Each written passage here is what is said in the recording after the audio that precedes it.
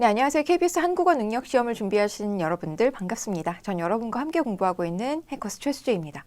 오늘 70회 시험이 치러졌는데요. 시험 보신 분들 정말 고생 많으셨습니다. 역대급 한파 때문에 오고 가는 길이 정말 힘들었고요. 시험장에서도 손이 시려워서 마킹 잘 못하신 분들 계실 것 같아요. 실제로 날씨 탓인지 결시율이 꽤 높았던 시험입니다. 그래서 여러분들께서 오늘 특히 시험 보신 분들 같은 경우 이렇게 힘든 시험 치르신 만큼 꼭 좋은 결과로 마무리하셨으면 좋겠습니다. 자, 이번 시험 치르신 분들 또는 다음 시험을 준비하시는 분들 역시 이번 시험이 어떤 수준으로 출제되었고 어느 정도의 공부량이 필요했었는지 한번 검토해 보셔야 되겠고요. 이제 이 시험을 막 준비하기 시작하시는 분들도 도대체 어느 정도 수준의 문제가 어떤 급으로 나오는지를 명확하게 가늠해 두셔야 이 시험 준비의 전략과 경로를 확인하실 수 있겠습니다. 늘 그렇듯 기출이 바이블이죠. 그래서 무엇보다 기출에 대한 감각을 날카롭게 갈아두시는 것이 여러분들의 시험 준비에 있어서 가장 효율적인 방법이라는 점 다시 한번 강조하겠습니다. 자, 그렇다면 이번 시험 어떻게 치러졌는지 함께 이야기해 보도록 하죠. 일단 무엇보다도 난이도와 관련해서 여러분들이 궁금해하실 텐데요. 이번 70회 시험은 그간 몇 차례의 시험들 중에서는 가장 쉬웠던 시험입니다. 그래서 실제로 여러 파트들에서 각각의 평균적인 난도가 꽤 낮게 보이는 경향이 있었고요. 그리고 일부 듣기 파트 같은 경우 또는 독해 파트 같은 경우는 사실상 69회 시험에 비해서 꽤나 쉽게 출제돼서 여러분들이 문제 푸는 과정에서 머리를 쥐어 뜯거나 머리를 쥐어 짜거나 해야 되는 일이 많지 않지 않았을까라고 생각합니다. 나는 어려웠는데 라고 생각하신 분들 계시다면 그게 난이도라고 하는 것 어찌됐건 체감의 문제이기 때문에 사람마다 조금 다를 수는 있겠죠. 느껴지는 지점에 있어서 다를 수는 있겠죠. 그러나 이 시험 자체가 절대적으로 어려웠다고 말할 수 있는 수준은 아니다라는 점 정확하게 검토하셔야 되겠습니다. 자, 그렇다면 구체적인 내용들 함께 살펴보도록 하죠. 먼저 과목별 난이도 좀 살펴보겠고요. 역시 출제 유형도 검토하겠습니다. 오늘의 문제 포인트 같은 경우도 각 출제 유형에 따라서 점검해 드릴 거고 그 다음에 학습 방향, 시험 전에, 시험 중에, 시험 후에 어떤 식으로 포인트 두어가면서 살펴봐야 되는지 역시 함께 잠깐이나마 얘기 나눠보도록 하죠. 먼저 과목별 난이도 한번 살펴보겠습니다. 69회 시험에 비해서 70회 시험은 사실상 듣기 파트, 어법 파트, 그리고 읽기 파트, 독해 파트라고 하죠. 우리가 이런 읽기 파트 등에서 상대적으로 꽤 수월했던 시험입니다. 그게 우리에게 주어지는 정보 자체도 그렇게 복잡하지 않았고요. 질문 자체도 복잡하지 않아서 우리가 그동안 열심히 준비해 오기만 했다면 여러분들이 시험장 안에서 크게 괴로움을 느끼셨을 것 같지는 않습니다. 그러나 모든 시험은 그렇죠. 상대평가이잖아요. 그래서 우리가 어찌됐건 다른 경쟁자들보다 상대적으로 변별력을 보여주셔야 된다라는 측면에서는 쉬운 시험이 항상 나에게 유리하게 작동하지는 않죠. 그래서 여러분들의 완성도가 무엇보다 필요했던 시험이 아닐까 싶고요. 듣기 파트 같은 경우 여러분들께서 실제로 거의 오답이 나오지 않았어야 하지 않을까 싶을 정도로 굉장히 평이한 수준이었습니다. 물론 뒤에 가서 다시 살펴보겠습니다만 약간의 유형의 어떤 변화 또는 변화되고 있는 유형의 고착화 이런 것들이 눈에 보이긴 합니다만 그렇게 유의미한 지점이라고 보기는 어렵고요. 일단 어찌됐건 듣기 말하기 파트 같은 경우에는 여러분들에게 주어지는 정보량이 얼마나 많은가 또는 듣기 순서와 선택지 순서를 얼마나 섞어 놓았는가 이런 것들이 훨씬 더 큰 영향을 미치는 지점인데 그런 부분에서 그렇게 어렵게 구성되지는 않았다라는 말씀 다시 드립니다. 어법 같은 경우도 어휘 같은 경우도 역시 여러분들께서 난도 자체가 어려웠다라고 말하기는 어렵습니다. 그러나 우리가 이제 중고등학교 때 배웠던 어휘, 중고등학교 때 공부했던 법의 범주로 놓고 보자면 여러분들이 조금 생소해 할 만한 그 자체가 어려운 건 아니지만 익숙하지 않아서 낯설어서 조금 부담스럽게 느껴졌을 만한 문제들이 있는 건 사실이에요. 그래서 여러분들께서 다음번 시험을 준비하셔야 되는 분들 같은 경우 우리가 그냥 내가 알고 있는 어법의 범주가 전체가 아니다라는 것을 여러분들이 염두에 두셔야 되겠습니다. 우리는 사실 학교 문법이라는 그 범주 안에서 그 중에서도 우리 교과서 내에서 또는 수능에 주로 출제되는 것들을 다루는 이런 방식의 공부에 익숙해졌거든요. 이게 어렵다 쉽다를 떠나서 어찌됐건 범주 자체가 그간의 범주와는 조금 달라질 수 있다라는 것을 염두에 두셔야 한다라는 의미로 뒤에 가서 다시 한번 살짝 설명드리도록 하죠. 쓰기나 창안 파트 매우 평이했고요. 여러분들을 특별히 괴롭히는 문제, 그래서 뭔가 변별력 자체를 떨어뜨리는 문제가 출제되지는 않았습니다. 그래서 여러분들이 뭔가 공부가 좀 덜 돼 있거나 아니면 이 문제 유형 자체, 뭐 창안 같은 경우는 창안이라는 제목 자체가 좀 어렵고 낯설 수 있잖아요. 그래서 뭔가 익숙하지 않아서 여러분들 자체적으로 아직 조금 더 훈련이 되셔야 하는 부분들이 있을 수 있겠으나 문제 자체는 대단히 평이했다라고 볼 수 있겠고, 읽기 파트 같은 경우에는요, 여러분 혹시 문과 출신이신 분들은 훨씬 더 유리하게 풀었을 문제입니다. 우리가 69회 문제 같은 경우 과학기술제 시문이 워낙 많이 나왔어서 일단 그런 내용의 읽기를 읽는 것을 부담스러워하고 힘들어하는 분들 같은 경우에는 굉장히 손해를 많이 볼 수밖에 없었던 회차였거든요. 그런데 이번 회차의 읽기 제시문 같은 경우에는 여러분들이 특히 이제 문과적 성향, 문과적 공부를 많이 하신 분들이라면 대단히 익숙한 내용들이 출제되었고요. 그리고 익숙하지 않더라도 꽤나 수월하게 읽어질 만한 내용들로 구성되어 있었기 때문에 여러분들께서 읽고 문제 푸는 것 그냥 차분차분하게 접근하시기만 하셨으면 전혀 문제 없었겠습니다.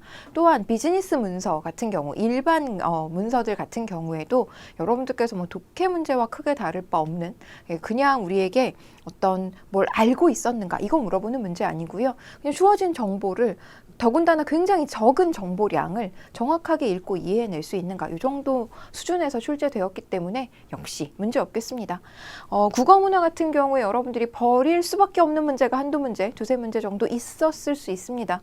우리가 KBS 한국어 능력시험을 준비하면서 이 시험이 담고 있는 어마무시한 그 범위를 모두 다 완벽하게 공부하는 것은 사실 현실적으로 힘들기 때문에 이 모든 내용들을 다 가져갈 수는 없죠. 그래서 각각의 세부적인 어떤 이론적인 지점들 물어보는 국어 문화 같은 경우 여러분들께서 전혀 몰랐던, 또는 내가 뭐 제목만 봤지 그냥 어떤 교재 같은 데서 챕터의 제목으로만 확인했던 그런 문제들이 매번 나오듯이 이번에도 역시 나와서 여러분들이 국어문화 문제 10문제를 막 다 알고 풀고 이런 일이 있기는 사실 힘들죠. 그러나 그거 말고 우리가 공부해서 해결할 수 있는 문제들의 난이도는 그리 높지 않았다. 뭐 늘 나오던 데서 하나씩 나오기는 했지만 그 늘 나오던 부분의 문제들이 어렵게 출제되지는 않았다라고 말씀드릴 수 있겠습니다. 어찌됐건 실제로 난도 자체가 높지는 않았어서 여러분들이 시험 시간에는 좀 행복했을 수 있겠으나 결과적으로 봤을 때 변별력을 확보해야 된다는 부담감은 여전히 높은 시험이었다라고 말씀드릴 수 있겠습니다. 자, 그래서 실제로 여러분들이 문제 구성을 영역별로 한번 살펴보시면 그쵸, 늘 그렇게 그 자리에 그 문제가 출제되었다라는 거 확인할 수 있겠고요. 역시 그 비중도 달라지지 않았습니다. 파트별 포인트 한번 살펴보도록 하죠. 듣기와 듣기 말하기 문제 1번부터 5번까지, 6번부터 15번까지의 문제 여러분들께서 그쵸 기억나실 텐데요. 김홍도의 씨름도와 같은 그림이라든가 또는 정지용의 춘설 뭐 이러한 이제 작품들이 출제되었었죠. 근데 이번에는 노래가 흘러나오지는 않았었던 거 기억하실 수 있겠고, 그 다음에 시작품이 이전에는요 68회까지만 하더라도 그냥 어떤 이 시의 제목이 뭘까? 뭐 이런 걸 물어보는 문제였고, 그 시 자체가 굉장히 단순하고 거의 뭐 동시 수준의 문제들이, 동시가 나왔다는 건 아니지만 너무나 이제 정답이 손을 들고 있는 뭐 이런 류의 문제들이 출제되었습니다. 그런데 지난 회차부터 시어의 의미를 묻고 있고 그 다음에 시의 의도 뭐 이런 것들을 묻고 있단 말이에요. 게다가 주어지는 시작품이 우리가 고등학교 때 EBS 같은 데서 봤던 이런 작품들이 출제되고 있습니다.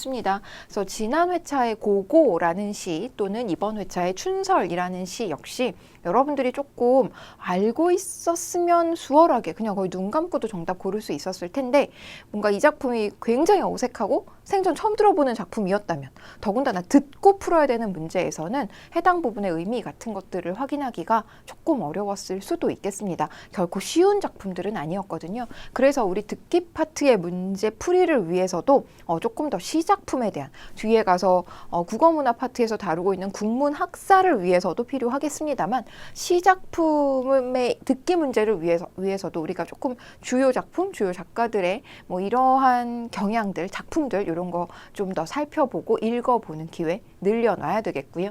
듣기 말하기 같은 경우에는 그렇죠. 3자 대담이, 3자 대화가 언제부턴가 나오지 않고 있어요. 그리고 뭐 그 대화의 종류는 여러 가지가 제시되고 있습니다. 듣기 제시문의 종류는 여러 가지가 제시되고 있지만 여러분들께서 뭐 그렇게 어색하고 낯설 만한 내용들이 나오는 건 아니고요. 얼마든지 메모 정도로, 그리고 선택지에 표시해 놓은 수준에서 얼마든지 정답 골라낼 수 있는 문제였습니다. 또한 긍정 발문이 굉장히 많이 나왔거든요. 우리가 듣고 풀어야 되는 문제, 읽고 푸는 문제도 그러한데 듣고 풀어야 되는 문제는 더더욱 긍정 발문과 부정 발문의 그 자체로서의 난도차가 굉장히 큽니다. 즉 정확한 거 하나만 딱 들으면 되는 문제와 그 다음에 뭔가를 많이 소거해야 되는 문제 같은 경우에는 훨씬 더 동일한 수준의 문제라 하더라도 정오답률이 달라질 수밖에 없죠. 긍정 발문 문제 많이 나왔기 때문에 여러분들께서 집중력 발휘하셔서 더 높은 정답률 이미 성취하셨어야 되고요. 앞으로도 이런 긍정 발문의 문제는 여러분들이 더 집중해서 더 맞추겠다는 의지를 확 불태우셔야 되겠습니다. 왜냐하면 똑같은 수준의 제시문이어도 훨씬 더 정답을 고르기가 용이하기 때문입니다. 그래서 여러분들께서 일단 기본적으로 이와 같은 평이한 수준의 아주 복잡하지 않은 정보가 제시되고 있다. 그런데 이 정보가 복잡하지 않다고 느끼려면 여러분들께서 듣기 말하기 문제, 특히 6번부터 15번까지 문제를 풀 때는 문제와 문제 사이의 텀, 요 시간적인 휴지기가 있거든요. 요 휴지기가 꽤 깁니다. 그런데 요 시간에 다른 문제 갔다 오지 마시고 요 다음 문제 선택지를 꼭 읽어 두셔야 요런 얘기 한다는 거구나. 뭐 나이에 대한 얘기구나. 만 나이라는 게 나오나 보네. 뭐 또는 연나이라는 게 나오나 보네. 새는 나이라는 게 나오나 보네. 이러면서 그 휴지기에 그 다음 문제의 선택지를 조금 체크해 두셔야 이 정보가 받아들여지고 감당할 수 있는 정보가 되지, 여러분들이 그 휴지기를 아끼겠답시고 막 뒤에 가서 문법 문제 풀고 오다가 또 어휘 문제 풀고 오다가 이렇게 해버리게 되면 사실상 들을 수 있는 제시문이 잘 안 들리고 풀 수 있는 문제가 잘 안 풀리는 뭐 이런 문제들이 발생합니다. 저는 듣기 파트를 푸실 때만큼은 여러분들이 그냥 듣기 파트, 듣기 말하기 파트에 온전하게 집중하실 것을 매번 강조합니다.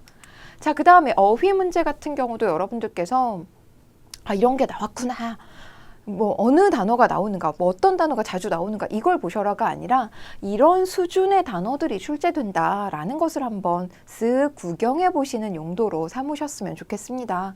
여러분들이 듣도 보도 못한 어휘들이 고유어 같은 경우에는 나올 수 있습니다. 그러나 한자어라든가 한자성어라든가 이런 식의 표현에서는 뭐 이렇게 어마무시한 단어들이 출제되지는 않고요. 설령 그런 단어들이 나온다 하더라도 우리가 이 시험을 위해서 2만 단어, 3만 단어를 새롭게 외울 수 있는 건 아니거든요. 다만 내가 아는 단어 정확하게 정리해 놓고 그 다음에 요 수준의 다른 단어들은 어떤 것들이 있는지를 검토해 놓는 방식의 공부를 할 수밖에 없습니다. 이 시험을 우리가 2년, 3년씩 준비할 수는 없으니까요. 따라서 여러분들께서 그냥 다짜고짜 마치 그냥 모래사장에서 모래를 모으듯이 뭐 어떻게든 더 아는 단어의 개수를 늘려가는 것 자체에 집중하시는 것은 이 시험의 어휘 공부에는 적합하지 않고요. 이렇게 좀 들어본 적 있는 단어들의 어휘 의미를 정확하게 확인해야 되겠다 정도로 여러분들이 살펴두시면 되겠습니다. 걷잡다, 뭐 그냥 대강 겉에만 살펴보다 와 어림잡다 이런 뜻과 걷잡을 수 없이 할 때의 걷잡다는 스펠링이 다르고 전혀 다른 의미인데 발음이 똑같다 보니까 이런 거 많이들 헷갈려 하시잖아요. 여러분들도 알고 있어요. 내가 이런 단어를 헷갈려 하고 있고 주변 사람들도 이런 단어를 정확하게 구사하지 못한다는 걸 알고 있습니다. 딱 그런 단어들이 여러분들이 공부하셔야 되는 수준이다. 듣도 보도 못했던 단어를 이제 와서 새삼스럽게 새로 접하고 여러분들이 이제부터 외우기 시작하는 거 권하지 않습니다. 역시 어휘 문제에서 상하관계 물어보는 문제, 고유어와 한자어의 대응, 그리고 속담과 한자성어, 관용구 늘 나오던 그 자리에서 나와 있고요. 관용구 같은 경우에는 2개 이상의 단어들이 합쳐져서 하나의 구절을 이루면서 새로운 의미를 가지는 표현들이잖아요. 그래서 이런 표현들 여러분들께서 뭐 회가 동하다, 판에 박히다 이런 표현들을 못 들어본 적은 없을 것 같은데 직접적으로 그게 뭐예요? 이렇게 물어보면 딱 이렇게 바로바로 답변 못 하시는 분들 계시거든요. 그래서 여러분들의 어휘 공부 수준 이 정도에서 결정되어야 하고, 그리고 실제로 여러분들께서 보시다시피 고유어, 한자어, 그 다음에 고유어 표기, 동음, 이의어, 다의어 이런 것들 늘 하나씩 그냥 고정적으로 출제됩니다. 상하관계도 마찬가지고 순화어 같은 경우도 마찬가지입니다. 그래서 이런 식의 표현들을 어떻게 우리말로 쓰는 것이 더 적절하겠는가 이런 거 물어보는 문제들은 그냥 교양과 상식선에서 물어보는 거죠. 이걸 막 공부 막 이러면서 하셔야 될 것들이 아니라 교재 한번 여러 차례 훑어보시면서 그냥 턱 꿰고 앉아서 훑어보시면서 이런 표현들이 있구나. 아, 이건 되게 이상하게 순화를 해놨네. 아, 이건 너무 억지스러운데? 오히려 순화되기 전에 표현이 더 익숙하고 좋은데? 뭐 이런 식으로 여러분들이 굉장히 흥미롭게 그리고 아주 가볍게 살펴보는, 하지만 반복적으로 살펴보는 방식으로 이걸 공부라고 이름 붙이지 않았으면 좋겠습니다. 그 다음에 어법 같은 경우 그렇죠. 실제로 용언의 표기, 한자어 표기 늘 나왔고요. 그 다음에 띄어쓰기 같은 경우 매번 하나씩 나오는데 띄어쓰기가 그렇죠. 원약 여러 가지로 헷갈리는 지점들이 많다 보니까 이번 회차 같은 경우에는 본용언과 보조용언 어떻게 띄었어야 되는가 이거 물어보는 문제. 그래서 본용언과 보조용언 사이에 조사가 들어갈 경우에는 띄어쓰는가 붙였쓰는가 이런 거 물어보는 문제 출제되었습니다. 근데 우리 같이 본 수업 시간에 띄어쓰기와 관련해서 뭐 너무나 대표적으로 지겹도록 다룬 내용이어서 헷갈리지 않으셨을 거라고 생각하고요. 문장 부호 문제 이제 완전히 하나의 영역으로 자리 잡았죠. 근데 문장 부호가 생각보다 굉장히 길고 많고 양이 많고 그 다음에 하나의 문장 부호가 여러 가지 기능을 하기 때문에 이런 부분들 우리가 새삼스럽게 좀 살펴두실 필요가 있겠습니다. 한글 맞춤법 나왔고요. 방언 물어보는 문제가 그쵸 나오고 있습니다. 계속해서. 근데 이런 문제는 사실 우리 손대지 않을 거예요. 준비하지 않을 겁니다. 그냥 찍을 겁니다. 우리가 이런 방언을 다 외운 표준어 외우기도 좀 힘들어 죽겠는데 방언까지 언제 다 외웁니까?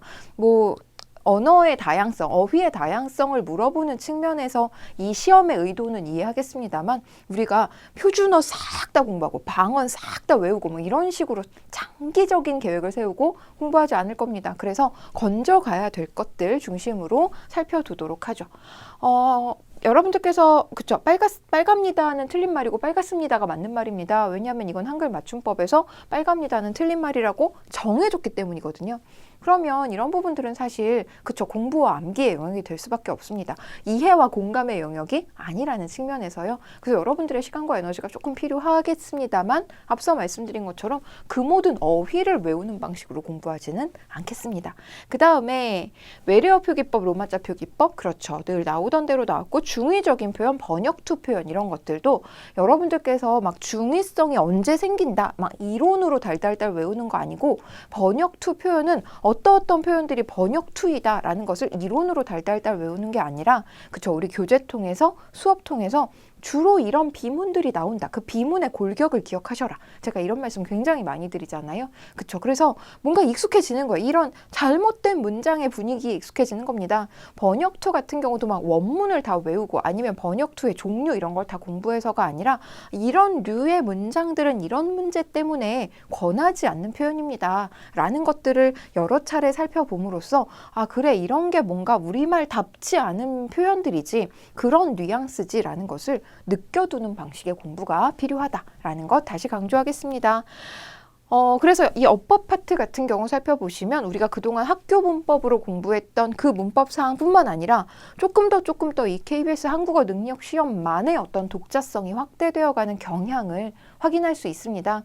그래서 우리 머릿속에는 고등학교 때 수능 준비하면서 봤던 문법이 문법의 전체라고 생각하지만 사실 그거는 문법이라고 하는 큰 풀에서 보면 학교에서 이런 것들을 가르치겠다라고 정해 놓은 일부에 해당하는 거고요. 그것 이외에 그쵸 굉장히 많은 영역들 뭐 더 어렵다라는 의미가 아니라 훨씬 더 문법의 세계는 크다라는 겁니다. 그래서 그 우리가 배웠던 문법 안에 KBS 한국어 능력 시험 문법이 들어가는 것이 아니라 훨씬 더 큰 영역에서 골고루 출제되고 있어서 우리가 사실 시험 범위가 좀 더 증대되는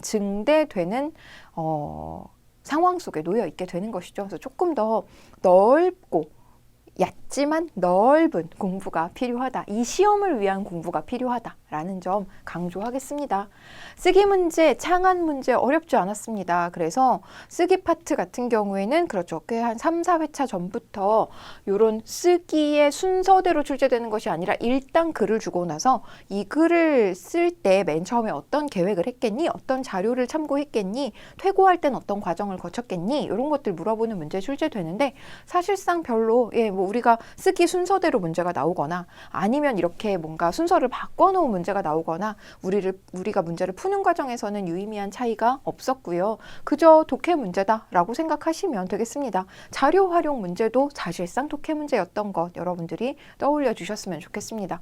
창안 문제 같은 경우는 이전에는 굉장히 좀 황당하고 억지스러운 문제들이 나오기도 했었던 게 사실입니다. 그래서 변별력이 오히려 떨어지는 문제점이 있었죠. 그런데 이제 그런 다짜고짜 뭐 그림 하나 주면서 연상되는 게 뭐야 뭐 이런 거 물어보는 문제 많이 출제되지 않고요. 그리고 그 조건에 맞는 어떤 표현들을 찾는 것도 사실 이전보다 훨씬 더 그 조건의 가지수라든가 그 조건의 어떤 엄격함 이런 것들이 많이 약화되어서 여러분들이 역시 독해 파트의 문제와 크게 다른 능력을 요구하지 않는다라는 거 확인하시면 되겠습니다. 문학 파트로 넘어가 보면 그쵸 점점 더 낯선 작품, 낯선 작가의 작품들이 나오고 있는데요. 근데 내용이 어렵지는 않습니다. 우리가 사실 굉장히 막 훌륭하고 막 대단한 작품이라고 여겼던 그런 작품들은요 사실 굉장히 추상적이고 굉장히 어떤 일반적이고 뭐 이런 고전적인 내용을 담고 있어서 오히려 그런 작품들이 훨씬 어렵습니다. 우리가 낯설다고 해서 어려운 게 아니라 얼마든지 읽어서 해결할 수 있는 그냥 읽으면 뭐 이해가 되는 이런 작품들이 굉장히 다수를 이루기 때문에 여러분들께서 그냥 작가 이름 보고 쫄거나 막 작품 제목 보고 얼어버리거나 이러면 절대 안 된다. 차분하게 읽으시면 내용은 굉장히 쉽게 출제된다. 쉽게 제시되고 있다라는 거 확인하실 수 있겠고 비문학 파트 같은 경우 그렇죠. 여러분들께서 앞서도 말씀드렸다시피 수월하게 읽을 만한 그쵸. 이 자체가 만만한 내용이라는 건 아니지만 그래도 막 엄청나게 정보량이 많거나 아니면 막 듣도 보도 못했던 내용이 나와서 우리가 심리적으로 굉장히 손해를 보거나 하기에는 상대적으로 조금 익숙한 내용 그리고 용이한 내용들이 나와 있어서 여러분들이 크게 어렵지 않게 읽고 편하게 문제 푸셨을 것 같습니다.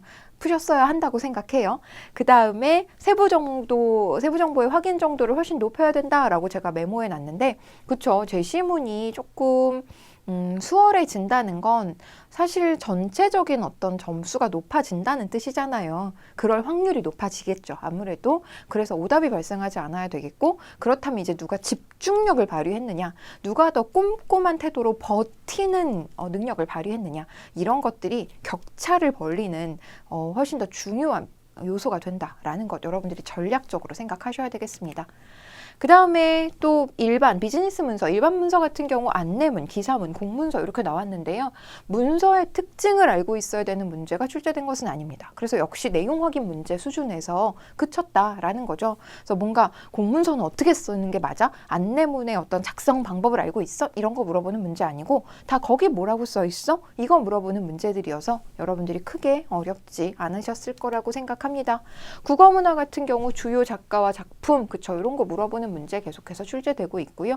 훈민정음과 관련해서 그리고 18, 19세기의 글들을 읽어 내려갈 수 있는지 엄청나게 외계어가 막 심한 수준은 아닙니다만 그래도 불편함 없이 읽으면서 내용 확인을 객관식 문제 풀 정도로는 확인할 수 있는지 물어보는 문제 그리고 갈바쓰기라고 해서 중세 문법과 관련된 문제 역시 나왔고요. 남북한의 언어 차이 역시 나왔고 법률문 나왔고 그 다음에 방송 언어 나왔습니다. 그리고 수어 수어도 나왔죠. 그래서 실제로 수어와 점자가 지금 번갈아 가면서 한 문제씩 출제되고 있는데 굉장히 낮은 난도로 출제되고 있는 거 확인할 수 있어서 여러분들이 낯선 영역이라고 해서 겁내실 필요는 전혀 없고요. 그리고 버려야 될 문제들 확실하게 버리고 공부하는 과정에서도 선택과 집중 하실 수 있어야 되겠고, 그 다음에 무엇보다 그쵸, 읽기에서 얼마나 내가 탁월함을 발휘하는가, 이런 것들이 굉장히 중요하다라는 것 다시 강조합니다. 시험 전 여러분들이 뭘 하셔야 되느냐, 시험 전 가셔서 지금 날씨가 엄청 맑을 경우에, 특히 겨울날에 날씨가 맑으면 더더더 굉장히 눈이 부시고 막 해가 그쵸, 방해 요소가 될 수 있어요. 근데 우리가 시험을 10시에서 12시까지 보잖아요. 해가 이동한단 말이에요. 그래서 여러분들 앉으셔서 자리 확인하신 다음에 해가 지금 어디에서 어디로 이동하는지 동서남북 확인해서 한번 체크하시고, 해가 지금 시험 중간에 뭔가 나를 가릴 것 같으면, 나를 비출 것 같으면 미리미리 블라인드 쳐달라고 요청하시면 되겠습니다. 이런 사소한 요소들이 뭔가 나로 하여금 피로도를 더 증가시켜서 여러분들 방해 요소 될 수 있으니까요. 해 확인하셔야 되겠습니다. 우리가 뭐 겨울이라서 추운 거는 어쩔 수 없겠습니다만 뭐 더 무조건 따뜻하게 입고 가셔야 되는 거 맞겠고요. 그 다음에 그 담요 같은 거 하나 갖고 가셔서 깔고 앉는 것도 좋을 것 같아요. 이게 학교 책상이 보통 그냥 나무 책상, 나무 의자이잖아요. 그러다 보니까 뭔가 진짜 추위에 약하신 분들은 한기가, 그냥 공기 자체가 엄청 춥진 않은데 그래도 이게 2시간을 가만히 앉아 있으면서 한기가 막 올라와서 시험 보는데 불편하실 분들이 있거든요. 그래서 우리가 되게 시설 좋은 학교에서 공부하다가 이런 여전히 시설이 열악한 중고등학교 가서 시험 보실 경우에는 오랜 시간, 2시간을 그렇게 앉아있는 것 자체가 힘들 수 있으니까 여러분들이 미리미리 난방 준비하셔야 되겠고, 블라인드가 쳐져야 되는지 걷어줘야 되는지 이런 거 확인하셔야 되겠습니다. 그 다음에 여러분들께서 그쵸, 연필 굵게 깎아 가셔라, 이거 제가 늘 말씀드리는데요. 연필로 마킹 하거든요. 지울 수 있어요. 그래서 근데 연필을 너무 가늘게 막 연필 깎기로 아주 가늘게 깎아 가지고 가시면 체크하는 데만 해도 막 5번씩 왔다 갔다 해야 되거든요. 그래서 그냥 칼로 그 연필 심을 그냥 그대로 살리는 수준에서 연필 깎아 갖고 가시면 한 2번만 체크해도, 아주 살짝 체크해도 사실은 크게 문제가 되지 않습니다. 그래서 이런 부분에서 여러분들이 시간 세이브 단 1분이라도 하셔야 되겠고, 편하게 문제지에다가 막 줄치면서 메모하면서 그림 그리면서 풀 수 있으니까 여러분들 편한 가느다란 샤프, 늘 쓰던 샤프 있으면 역시 같이 가져가시면 되겠습니다. 필기구를 가져오는 것, 책상에 올려놓는 것 자체에 제한은 없으니까요. 내가 풀기 편한 펜과 마킹하기 편한 연필, 이런 거 챙겨 가셔야 되겠습니다. 그 다음에 감독관에 따라서 약간 성향이 다르긴 한데요. 그래도 한 20-30분 정도 여러분들이 조금 일찍 도착하신다면 일정 정도 시간을 활용할 수 있는 자료가 준비되셨으면 좋겠어요. 왜냐하면 경우에 따라서 핸드폰만 끄세요 이러시는 감독관 분들이 계시거든요. 핸드폰도 끄고 책상도 치우세요가 아니라 그냥 전자기기를 끄게 하거나 전자기기만 회수하거나, 뭐 책상 위에 종이를 올려놓는 것은 괜찮은 경우들이 있어서 여러분들이 단 10분, 15분이라도 핸드폰을 끄고 나서 시험지를 받기까지의 그 시간들을 그냥 넣어놓고 계시지 마시고 활용할 수 있는 A4 용지 한 장이든 아니면 저희 무슨 그 핸드북이든 이런 거 갖고 가셔서 활용하시면 좋겠습니다. 시험 중에는 시간을 기계적으로 나눌 것 역시 늘 강조합니다. 그래서 듣기 말하기 시간 충분히 쓰시고요. 듣기 말하기 시간에는 듣기 말하기를 다 맞추는 것이 최대의 목표여야 되겠습니다. 그리고 나머지 시간들 제가 기준점 이렇게 잡아드렸는데 여러분 강약점에 따라서 이 기준점 관련해서 1-2분 정도 플러스 마이너스 계산하셔서 그냥 딱딱 기계적으로 하셨으면 좋겠어요. 이게 2시간 이래서 12시에 끝낸다 이게 아니라 세부적으로 목표를 잘라놔야 우리가 계속해서 그쵸, 뭔가 그 슈퍼파워가 나올 수가 있거든요. 그래서 단기적으로 시간을 조금 쪼개놓고 그 다음에 시간에 맞춰서 여러분들이 기계적으로 접근하실 것 권합니다. 마지막으로 시험 후, 그쵸, 시험 보고 오신 분들 일단 너무 고생 많이 하셨고, 그 다음에 다음 시험 또 한번 보셔야 되는 분들, 그쵸, 지금 내가 뭐가 문제였어, 내가 뭐 어저께 좀 괜히 피곤하게 했어, 뭐 아니면 뭔가 어떤 교재를 한번 더 볼 걸, 그래서 문제 한번 더 풀 걸, 봉투 모의고사 한번 제대로 풀고 갈 걸, 이런 이제 후회들이 있으실 수 있는데요.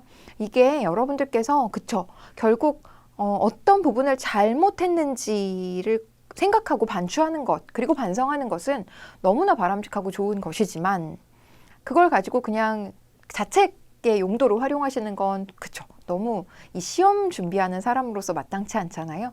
여러분들께서 아, 이런 느낌이구나 라는 것 계속해서 시험 시간을 떠올려 보시고 시험 시간의 감각을 다시 한번 상기시키시면서 아, 요런 문제가 있구나 라든가 그런 기분이었구나 라든가 그 다음에 이 시험을 보는 과정에서 한 70번 되니까 굉장히 피곤해지고 80번 되니까 진짜 풀기 싫더라. 이런 것들을 여러분들이 계속해서 떠올려 놓고 구체적으로 기록해 놓으셨으면 좋겠습니다. 그게 한국어 실력도 물론 중요하지만 그건 시험장 들어가기 전까지의 갈고 닦아 놓아야 하는 지점이고요. 시험장에서 우리가 또 어떠한 준비와 마음가짐이 필요한지는 시험 본 사람들만이 느낄 수 있고 알 수 있는 거잖아요. 다른 시험의 경험도 이미 여러분들 많으시겠습니다만 그래도 이 시험은 이 시험만의 특징이 있어서 여러분들께서 오늘 시험 보신 요 경험을 최대한 아주 민감하게 잘 살려 놓으셔야 되겠습니다.